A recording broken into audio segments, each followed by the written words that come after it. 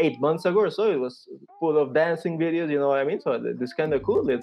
Let's try it. So I started making videos in Spanish because I'm in Colombia, I'm in Latin America. And so I quickly discovered that TikTok is region locked. So TikTok shows your videos to people closest to you.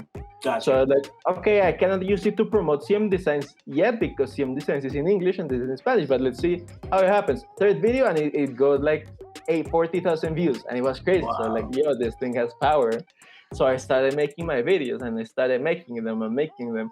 And in TikTok Latin America, I had one video that got like 700,000 views. And I was like, this is crazy, you know what I mean? Hey y'all, welcome back to another episode of Building Momentum. It's an interview series where I interview trailblazers and risk takers working on absolutely fascinating ideas. I'm gonna be honest with you, it's like 40% of this is telling their story, 40% of this is sharing the lessons they've learned along the way with you so you can use them in your businesses and your projects. 20% of it is just an excuse for me to talk to really, really cool people. If you're interested in keeping up with future interviews, make sure to hit that subscribe button and also that little bell thingy. Also check out the rest of the Entropy account. I geek out over business stuff and then I try to explain them to you to help you structure and sort of grow your businesses. So in this interview, I had a chance to interview Camilo from CM Designs. He's a digital artist from Colombia who's built a global audience for his amazing cover art designs. Across social media, he's amassed like a community of over 90,000 people, and it's just mind-blowing to see how much of like a community they are and how they're helping him grow. He creates custom album covers for artists all around the world, but he also has an e-commerce site where his community can buy some of his most popular prints. They're pretty sick. I'll link them in the description if you want to check them out. So I came across his TikTok account a few months ago, and I was just blown away by how active his like community really was. People were commenting, they were buying prints, actively communicating with him, asking him questions, answering questions, right? And it was this entire idea of like, yo, we are in this with you. For me, Camilo represents that entire idea that like the internet makes the world so accessible. In this interview, he talked about his creative process, lessons he learned as he built his business, how to develop a community, and even about this is like the third take of this. You know when you say a word too many times and it's just like, okay, now it doesn't even feel like a word anymore? Why is it so hard? Vexillology. That just sounds weird. Anyways, it's a study of flags, and trust me, it's pretty cool. Stay tuned. All right, let's jump into it. Hey, Camilo, thanks so much for joining us. How do you feel today, man? Hey dog, I'm feeling good. Thank you so much, Chirag. I'm here. I'm listening to music because it helps me, and I think it's going to be a fun time. Yeah, wait, so you're listening to music, you've got headphones on right now, so you're listening to music as you're doing the interview. Absolutely, I am. Very low, but I am. I have like an application that tracks the music. It's called Last.fm, and it says something like that in 2020, I spent like 1/3 of my entire time listening to music. Like it said, like you spent 3 total months listening to music if you were to count it like that.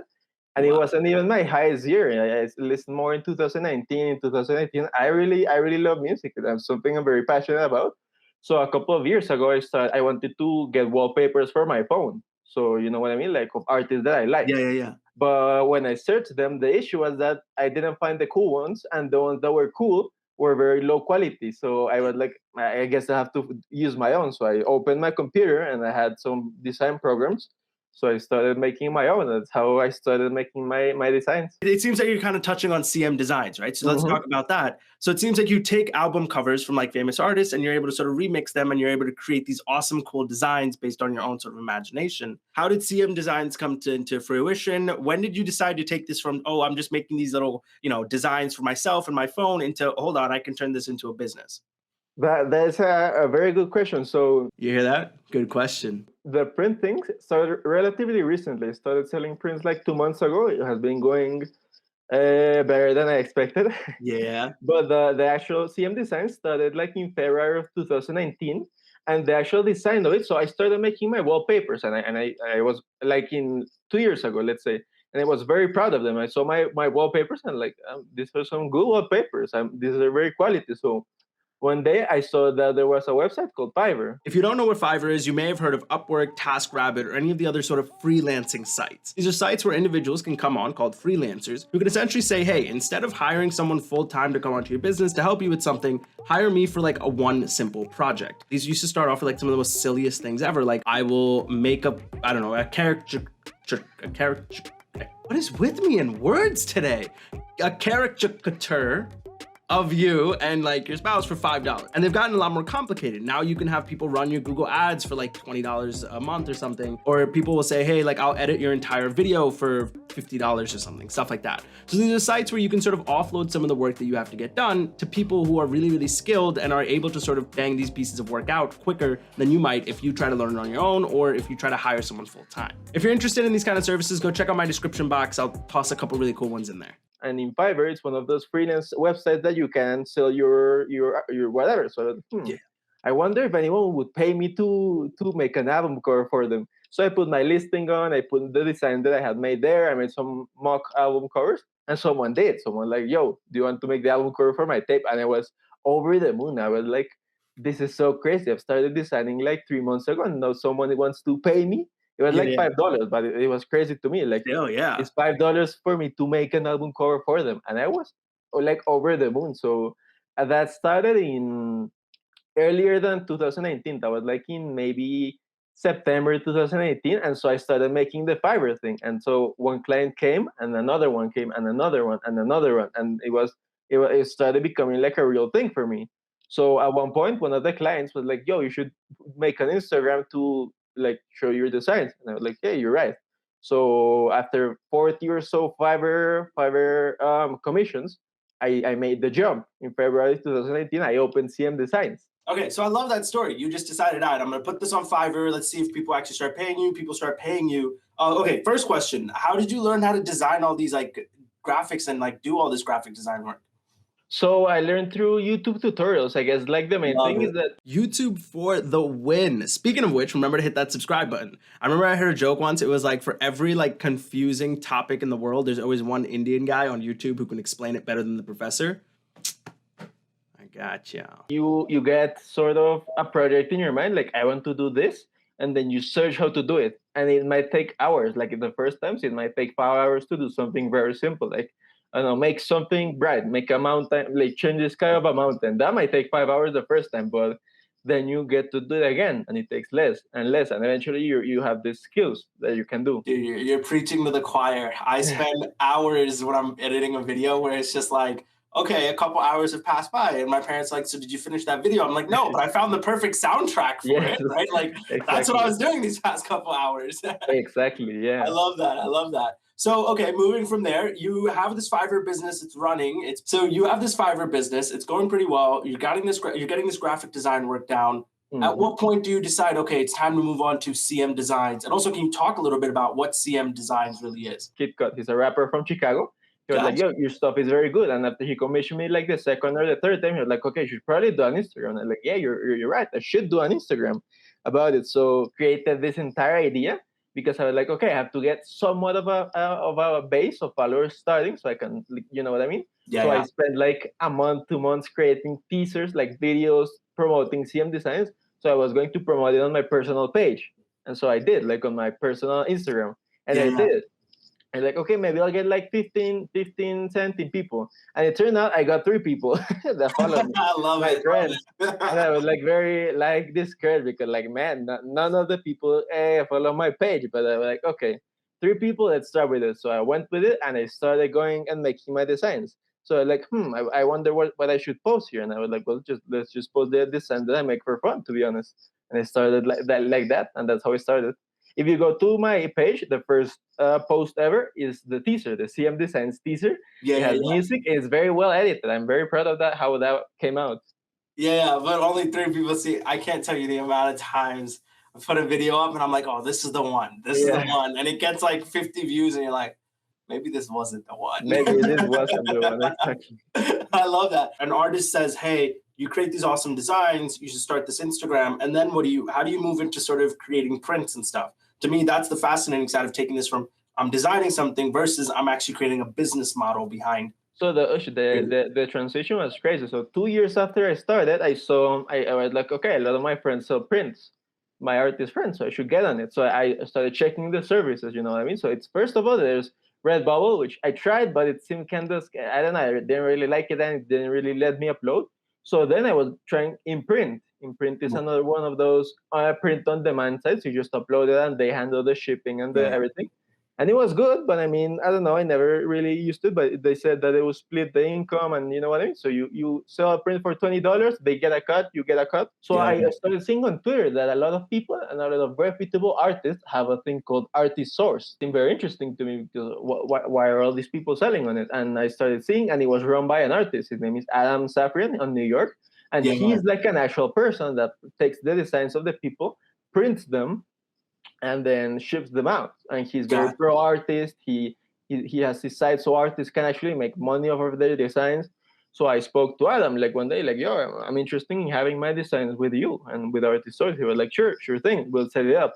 And he did. And that's how I started selling my designs on Artist Source. Love it. Okay, so you're able to take the designs, create them, and then you're able to sort of pass them off to him who can handle that sort of printing, shipping side of things, and like Correct. work partner wise. Oh, I love that. I love that idea. What Camilo just described is a version of print on demand. It's a business model. So originally, if you wanted to sell t-shirts, what you had to do is you had to create the design, then you had to go buy a bunch of blank t-shirts, then you had to go, find someone who would print onto those t-shirts or go buy your own printing press to print onto those t-shirts. And then you would have like 100, if not thousands of shirts just laying around, and then you wait until people order them to sell them. The problem is now you're stuck with a bunch of t-shirts that you can't get rid of. It's like really tough. You need space, and it's just like a hassle to deal with all the shipping and everything. So print on demand services have popped up, which now allow all you really have to do is set up like a design, is get some design made up. And again, you can go to Fiverr, Upwork, or anywhere else, get them to make a design for you. Take that over to one of the print-on-demand services. For example, they're Printify, Printful. I'm gonna link a couple in the description if you guys are interested. Go to them and say, hey, okay, I want you, here's the design. Anytime someone comes onto my website and places an order, I want you to take that information, take this design I have, print a specific t-shirt or whatever they just bought, ship it to them as if you were me.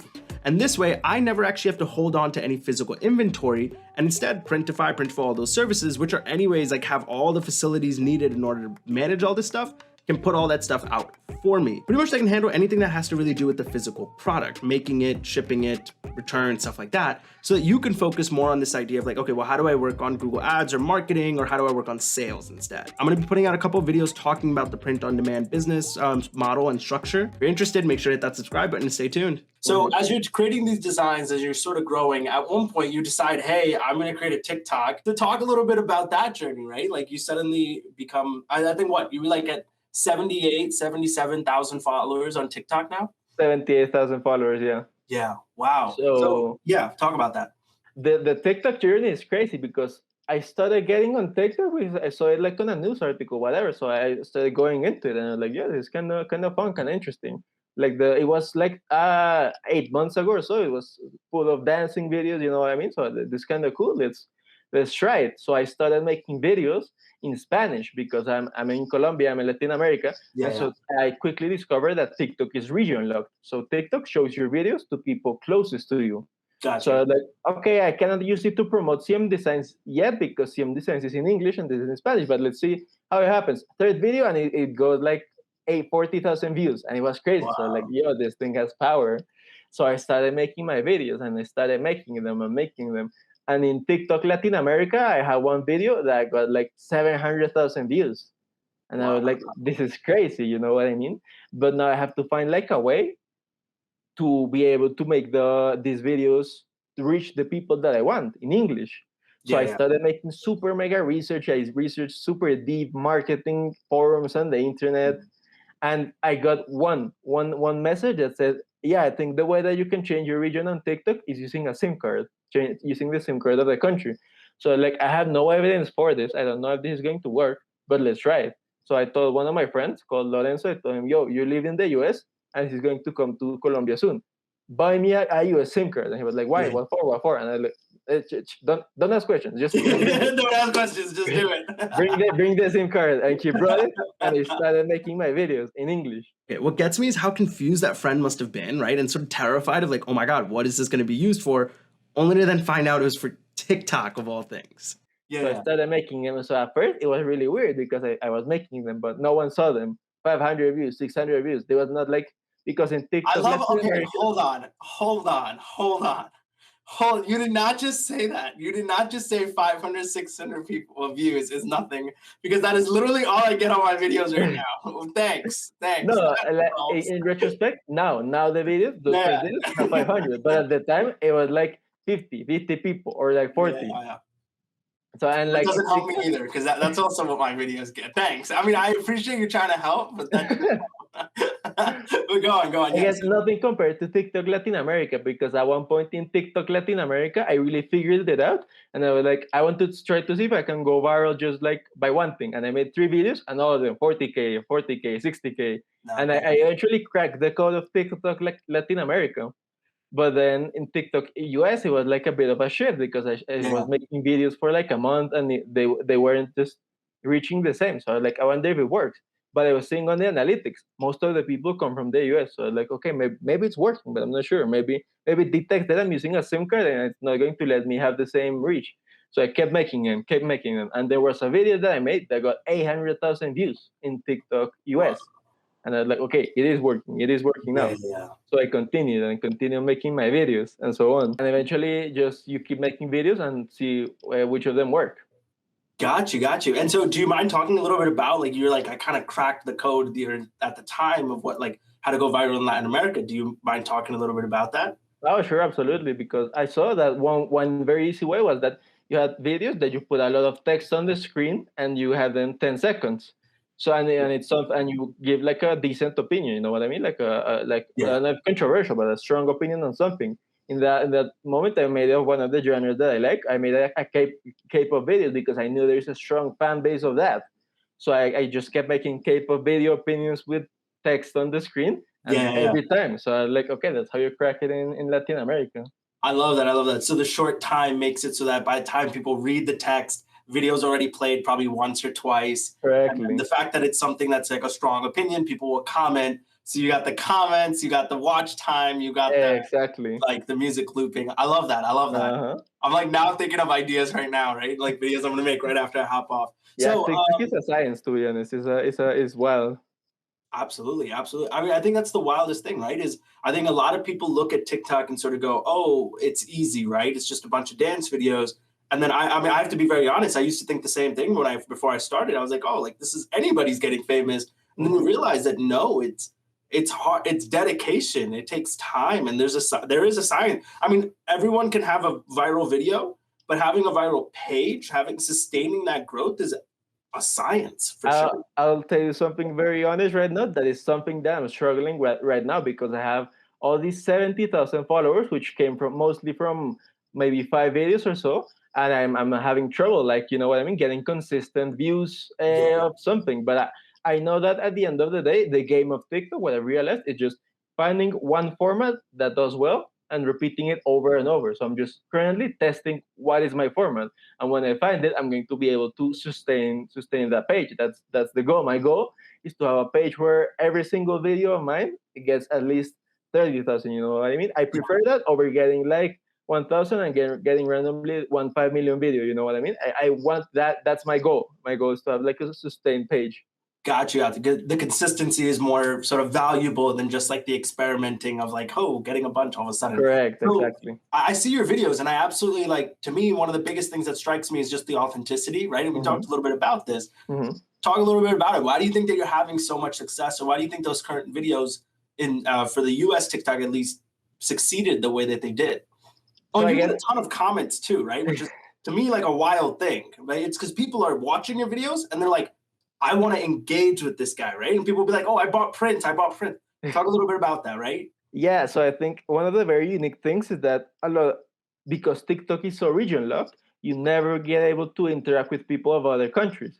So when I tell people, hey, I live in Colombia, which is a country that unfortunately now is going through a crisis situation, but even before the crisis situation, Colombia is like a is not like a you know what I mean? It's like a It's country that fetishized. you don't know much about, to be honest. Yeah. You've either you know nothing about it or it's fetishized because you watched a bunch of like Narcos or something, right? So you either And have it this has a very bad image. unrealistic image or you have no image of it whatsoever. And you can have a negative image, and that negative image might be warranted because Colombia is a very, unfortunately, a very violent country. But also, I think people seeing them in an unusual situation, they connect with that, and they like that, and they want to support me because of that. At the end of the day, I think that certainly contributes. So you created this video. You were like, "Hey, I have this print business, right? I'm a small business in currently right now in Colombia. I'm like creating these designs, support me. And what, did you see a huge global audience? Are there certain countries that are showing you a lot of support? What's going on with that? So I have had like a couple of videos over 100,000. One super mega big video, which was the 3 million video,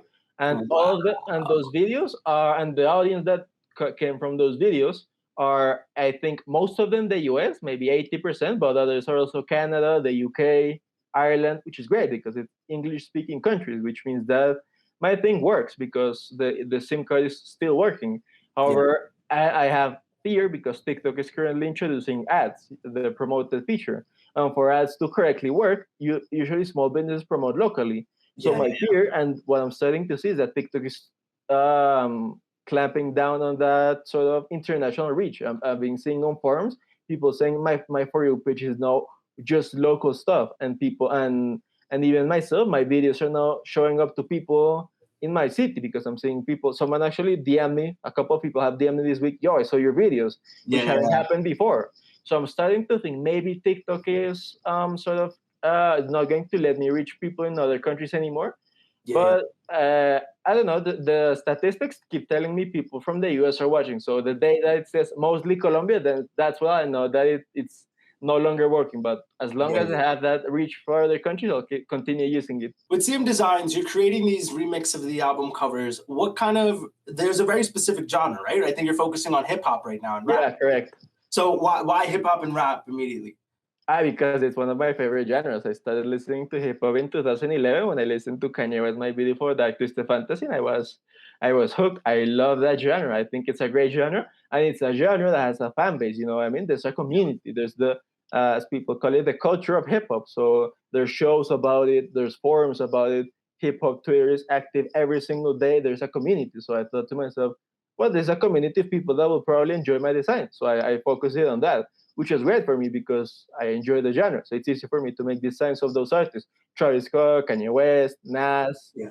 artists that I enjoy and I know other people enjoy. So it's easy to cultivate like a community, you know. It's fun. It's fun for me. When you sit down, you're like, I'm going to create a design now. What's the first thing that comes into your mind? How do you move through that? This might sounds like kind of crazy, but so I have albums that I really like, and when I listen to them a lot, I start seeing things when I listen to them, like visions. You know what I mean? Yeah, yeah, And yeah, so yeah, yeah. it was much stronger before the quarantine because, like, as I was going like on the bus to the university, I was Yeah. literally daydreaming of like the album. You know what I mean? Like a world of that album or that Yeah, song. yeah, yeah. So that's how my process was. I started creating the thing in my mind. I saw it, and I was just making that vision into a reality with the computer. That's how I made my designs, and that's how I still make my designs. But it Yeah. was crazy back then to the point that my head would start like hurting if I didn't do the design because it was so prominent. You know what I mean? Yeah, yeah. It's You just very had to get it out. You were like, I need to put this into. That's correct, and that's why I call my designs, and now I call them visual dreams because it is a visual dream. It is a visual daydream that I have. Yeah. Those are my visual dream designs. Those are Wow. like my super crazy otherworld designs, I guess. Yeah, yeah, yeah. I love that. I love that. You mentioned the whole like daydreaming side of things, and literally the bus was the first thing because I used to go to high school and middle school on a bus all the time, right? And like I didn't used to listen to a lot of music before, and then I had a friend of mine who was like, "No, like you need to download Spotify." And I think Spotify at the time was like just becoming a little popular, and I download Spotify, and like the first artist he puts me on is Logic. And I remember like listening to it and like daydreaming, looking out the window of the bus every morning, like as if I was in some movie, right? And, Yeah. like, for sure. So I can no, in no way do I have the artistic capabilities you do, but I can only imagine just how mind provoking and sort of like thought provoking music can have, and sort of like that idea of like, hey, I need to get something out and put it into the real world. That's super fascinating. See, I think you mentioned something of artistic capabilities, and I want, if anyone is watching this, the tip that I have or the thing that I like to say is that you don't have to have any artistic capabilities. I was the only student in my art class in fourth grade that almost failed the class. I had to make like a very passionate presentation at the end of please don't fail me. I tried my best. And I got like a 3, which is like the passing grade. I had absolutely no natural talent for this. And you don't either. You just at the end of the day, if you have like a strong vision of something you want to do, just find a medium to do it. And there will be tutorials and things, and you can do it. There is no talent needed, I think. I like the sound of that. Let's get practical, right? Okay, so you say put a couple hours of work in, and you mentioned you used to learn from like YouTube videos, right? Mhm. What programs are you using? I use Photoshop, Illustrator, and InDesign I used the ones, and now I'm trying to get into Blender, which is a 3D I've software. heard, yeah. Going into the big leagues.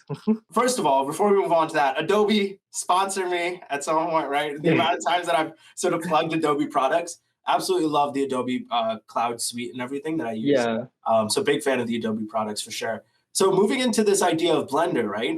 Which is a little fascinating, yeah, because I look at your artwork and I could just imagine the 3D capabilities or the video capabilities of like making certain shapes move. How do you feel? And then you also mentioned it as like a dream, right? Dreams aren't static, dreams are constantly moving. How do you feel? Are you excited about moving into Blender? I am excited moving to Blender, but not necessarily video yet. I like images. I like telling a story through images, and that's very hard. You know what I mean? But every single one of my designs, I try to tell a story, like through the design, through the picture. You know what I mean? And it's hard because it's very implicit. You know what I mean? So I have like a Travis Scott visual dream design of his album Days Before Rodeo, and I have him like sort of in the background of this huge ocean, and he's leaving the ocean. You know what I mean? Like, but it's the picture is not moving, but you have to create the story yourself, and that's what I like, making designs that people can connect to through a story level, and that is good. And sometimes that story comes from the album, that no some narrative, and sometimes it comes through me, of stories of mine that I express through music. Okay, so there's one particular album that has a really strong story to it, and that was a really obsessed with a song of Denzel Curry.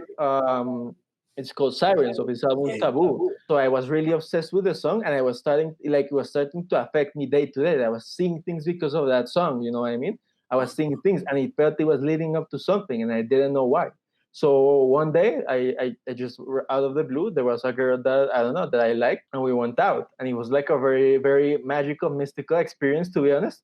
And that's why when it made sense the story, to be honest, the obsession with the song, because I later discovered that day that Billie Eilish is on that song, and Billie Eilish is not credited on the song because she didn't want to appear in such a controversial song. But so the girl that I went with looked a lot like Billie Eilish. You know what I mean? And it felt to me like it was, I don't know, it was leading up to that. The design was leading up to that. So I tried making that design to reflect that feeling of like magic, mystical. And there's a little Easter egg that the name of the girl is on the design, but I'm not going to tell it. I love that. I love that. Okay, so if you go check out the design right now, and if you find the name, comment it in the comments, right? And if you can find it. Give us a little backstory. So you're from Colombia. Who is Camilo? Camilo is a person that lives in Colombia, in Bogota, that studies business here in Colombia, and and I have a passion for a lot of things, for a lot of music, for a lot of art. But I also have other passions, like I really love sports, I really love geography. I can name every single country by its flag, pretty much. I can name a lot of capitals of many countries. I love sports also. I love data analysis. I think data analysis is super cool. So I have a lot of passions, to be honest. I think that's a very important thing. The more passions you can have, the better, because you have things to lean on difficult times or when no one else is around. And that has been true for me. I really enjoy my things. I really enjoy delving into my interest. That makes me feel alive, to be honest. That's something I really enjoy. There's an entire profession or like an entire field which is the study of the design of flags. It's called vexillology, and it's what makes a good flag, what colors, and I really got into that. Like from my design perspective, I really enjoy seeing flags and saying that is a good flag, that is a bad flag. You know what I mean? So okay? Give me an example of a good flag versus a bad flag. Okay, so a good flag is a flag that is simple, that has recognizable colors, and that can be drawn like very very much the same principles of a logo. Anyone can draw it by memory. So let's say a flag that I think would be a good one would be the Colombia flag. Is good. The Colombia flag is good, but it might be too simple. So I personally really enjoy African flags. So I think the Botswana flag is very very nice. Has those little blue colors, and it's a simple one. I remember my mom when I was little used to make me memorize the states. I think if you tell me now, I can maybe name like 20 states before I run out, right? All of the Midwest is just Texas to me, right? Like, Texas and Michigan. That is the Midwest for me. Yeah, that's cool. Yeah. Okay. So, what was that sort of first song that you like, or are there a couple songs where you listen and you're like, "Oh my god, this is music, this is vision," even outside of the ones you've been able to design for? So for me, the first one was Kanye West. This like it's a very popular song, but it's Kanye West Power, because there is a scene in a game called Saints Row 3 where you're chasing the final boss, whatever, and that song plays. I love that song because it makes you feel so alive. You really feel like a connection with the song, and it really, you know what I mean. So I heard that and I was like, it made me so passionate. I love that. It made me feel so alive. Power, I love it. Yeah. As for designing, I remember the first design that I made that I had a really strong connection with that. I said like, yeah, this is art. This is something that I'm expressing myself with. I made that design of a K-pop song, well, Korean ballad of a group called Dreamcatcher. Yeah. It's like a very mythical group, and it's a song called Daydream. And the main focus of Daydream is that things might be hard, but eventually you get through them. The actual translation of the lyric is, however long the night, in the promise of tomorrow. And I don't know, when that song came out, really connected with me. Dreamcatcher is a group that I actually saw live. They came to Colombia, believe it or not. Wow. And Daydream was a really powerful song, and you know what I mean. It really meant a lot to me, that song. So I made the design. I have it up on my Instagram. You can probably throw it up here. But it's Yeah. a design that I still look at it. I'm very proud of it because it's very meaningful to me. The lyrics of the song are on the ground of the design, of one of those other Easter eggs, I guess. And it makes me, and I'm very proud of it. And that's when I felt like a really strong connection. Any tips, any lessons you've learned along the way for other people who are also like, hey, I have this passion, but I don't necessarily know if it can turn into a business? First of all, well, I have two. From an administrative theory business standpoint, it is easier than you think. To be honest, it is easier than you think. I've worked with, like on my through my just different things with school. I've worked with different companies or just like independent ventures, and a lot of big companies have systems that are so simple that you could do them yourself. But a lot of people are scared. You think that you have to be the NASA or Microsoft in the first day, and you don't. To be honest, you just have to have a strategy that goes place by place. So I want to go from point A to point B. Point A is, I don't know, make a design. Point B, sell one print of it. You know what I mean? And if you can do that, then you can sell 5. And if you can do that, you can sell 10. And if you can sell 10, it's just a little some adjusting, maybe organizational, operational, to sell 100. And if you can sell 100, you can sell a million. To be honest, so it's just easier than you think. The first step is just to start. Absolutely, absolutely. I remember I heard once someone said that it's always the first dollar that's the most difficult to make for like anything that you're making, right? It's because it's that entire sort of mental mind shift of like, oh, this is just a hobby versus this is something I can actually turn into something that generates revenue for me. Correct, and more than anything, it's also a mental thing because I remember the first time someone commissioned me an album cover for $15. That was my like most expensive package when I started, and I was like, no, someone paid $15 for me, $15 for me to design them an album cover. That is, and I was with my friend Sebastian, and we were speaking. I was like, no, somebody just paid me $15 and you're like, this is crazy. That's so much responsibility. You know what I mean? But then you realize that is normal, and that you know what I mean, that is, you don't have to have this huge pressure over you. That is, people don't want you to fail. If people commission you or buy you something, they don't want you to fail. They're not looking for excuses to make it bad. And now that's been something good because I have designed over 100 album covers now. Wow. And that is like that the most operational advice I can give. The most motivational is that when you think things are going bad or that you think something is not working, that might just be something good. Like, you know what I mean? I think a lot about this, right? We're often scared of like pivoting because we think, oh, if I don't do this one specific thing I said I was going to do, and then I failed, and others are going to see that as a failure, and then sort of taking a step back and being like, well, what's the actual end goal, right? Correct. In this case, when you look at things from a very holistic viewpoint, right, you suddenly realize that like it's not the battles that matter, it's that whole war. When you're looking at the entire war, you realize these aren't failures. These aren't me quitting. This is me pivoting, moving to the next thing. And I think that's honestly one of the most important skills to develop.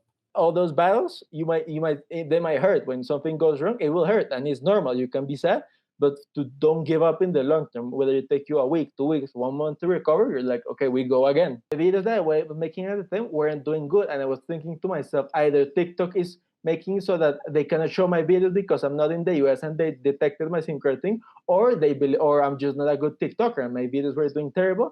But then I was, no, we go again. I made that video and it was the video for me. It went viral with 3 million views and I'm very proud of it. Right. One thing I mentioned before as well is this idea that people comment on your videos, right? And they leave, and they're always like super supportive, like, hey, I just bought 3 prints, I just bought 2 prints, blah, blah. Right. And then when you tell people comment, right? Like I tell people comment all the time, and it's just like it's a bit awkward. But you've developed this community. How? Well, what are your tips on developing a community online? My biggest community is on Instagram. I think that is the real community for me. And I think the thing that you can have to do is, so you cannot ask people to do things just because, you know what I mean? So when I ask people, hey, comment, is because I actually need them to help me with something, which is, hey, are my videos still reaching the US? They are actually doing something that serves. And I'm sure they're in their mind, they're helping me because they are. It's not just comment to comment. And to develop a community, the biggest thing is ask yourself, what can I do for the people that are following me? Because people will be engaged if you make something for them. You know what I mean? So in my case, I've slacked with it for the past months because of the schoolwork, but I make wallpapers of my designs. So every Friday I make, okay, here's the designs that I made. Here are the wallpapers for them. You can have them on my Instagram and on my Twitter, and people are attentive to that. Even when I left for a couple of months, my Instagram, I had people, hey, are you okay? I miss your wallpapers. That's good because I know that I have to do something for them, and I like them. I enjoy it, and they enjoy my wallpapers. I am very happy when someone sends me like a screenshot of their wallpapers on their lock screen. It's very good for me. So that's the main tip that I guess. What can you do for your audience to make them happy and connected and make it something genuine? That think of yourself in third person. If I was not me, what would make me engage with this person, this community, whatever? And that's how I feel. And I would think to myself, if I was not me, would I be interested in CM designs? And one of my proudest things is that yes, if I was not me, I would buy my prints because I think they're very good prints of the artists that I enjoy. If I was not me, I would be following CM designs because I would get access to the wallpapers that I want, that of the artists that I want, that I like, and that's very good. If I was not me, I would be engaging with the things I do, which is I think is the main thing. One of my biggest content inspirations, probably the main one, is a TikToker from my country called Rubigol. Rubigol is called Nicolas. I would say he's the biggest TikToker in my country, or certainly one of the biggest. But he has 3 accounts, and all of them have over 100,000 followers. One has like 500,000, and every video he has like such a natural talent to get people to gravitate towards him, to command the attention of people. He's incredibly entertaining, and he's also very nice. I've spoken to him a couple of times. One time that I had to do something, like I was feeling kind of scared because of the TikTok thing. He helped me a lot. He's an amazing person. So I've looked up to him, and I make like sort of what does he do well that I could do in my content, and I've tried to incorporate that, and it has worked. And it has worked in some videos that I have. So just, who are your inspirations in content making thing, and how can you take the positive of them and incorporate them to you? Got you. So treating it like a science, right? Again, I guess we just kind of came full circle in the entire interview. We started off with this talk, right? It's like, this isn't just luck, right? Don't leave it to luck. Treat it like a science, work your way through it, and actually try to figure out, okay, what is the goal that I want, working backwards from there. Yes, make it a science, but also make it sustainable. So if you that's my biggest, by sustainable, I mean, what is something that you can do repeatedly, that you can do, that is fun for you, that is fun for other people. Because, for example, that's the biggest issue for me right now, that the videos that do well for me are those where I have super exceptional stories or super exceptional things to say, but I don't always have super exceptional things to say. So that I'm finding what's sustainable for me, and that hopefully would be videos of me making the design, something like that. I'm in the process, but it is a process, and it's fun. And I enjoy waking up every day thinking, okay, today I'm going to do a video or a design, and I'm going to make it, and I'm going to post it. And if it doesn't do well, or if it's not good, then we go back, we go again, and we try again. And I like the process. And when it works, I'm like, okay, that's good. What can I take from that? You know what I mean? It is a process, but I enjoy the process, and I think that is good. So for you, was the hardest part just getting started? Starting was difficult because you have no credibility. You know what I mean?